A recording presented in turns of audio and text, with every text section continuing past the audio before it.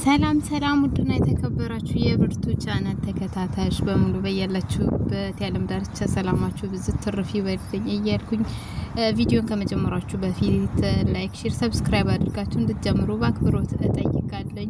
አመሰግናለሁ። የዛሬ ምግብ አሰራር ደግሞ የማሳያችሁ በቀላሉ በላሊጥ ስንሰራ እንዴት ምን ማድረግ እንዳለብን ምን ግብአትን እንደምጠቀም ነው ማሳያችሁ።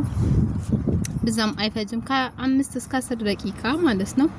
እና እዚህ ጋር ድስቴን ዘይት ጨምሬበት ድስቴ ግሎልኛል። እዚህ ጋር በላሊጡን ጨመርኩት። እዚህ ጋር ያ ብራውን እስኪሆን ድረስ አማስለዋለሁ። ትንሽ ቀላ ስለልኝ አያችሁ፣ አያምሩ? በጣም ነው የሚያምረው። አዛን እዚህ ጋር ውሃ እጨምርበታለሁ። ትንሽ ከበሰለልኝ በኋላ ያው በማጣሪያ አጣለልኩት። መልሼ ደግሞ ወደ ድስቱ መልስበታለሁ፣ ይገለብጠዋለኝ። ከዛ ለዚህ ጋር ይሄንን ይመስላል። ስኳር እዚህ ጋር አደረኩበት። እናንተ ስኳሩን መጠኑን ያብዛም መጠቀም ትችላላችሁ። እኔ አንድ ሲኒ ነው የተጠቀምኩበት። እዚህ ጋር ዛፈራን ነሰነስኩበት። ሄል እዚህ ጋር ዝብዳ አለኝ። ዝብዳዬን አደረኩበት።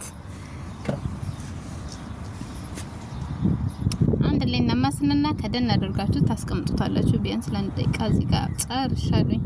ኦሬዲ ሳኒ ላይ አቀርባለሁ። ይሄንን ይመስላል። ከላይ ደግሞ እናንተ እንቁላል ከፈለጋችሁ ምርጫችሁ እንደምርጫችሁ። በእንቁላል ደግሞ ሲሆን የበለጠ ደስ ይላል፣ አሪፍ ነው። በዚህ ጋር ሻይ ነበረኝ።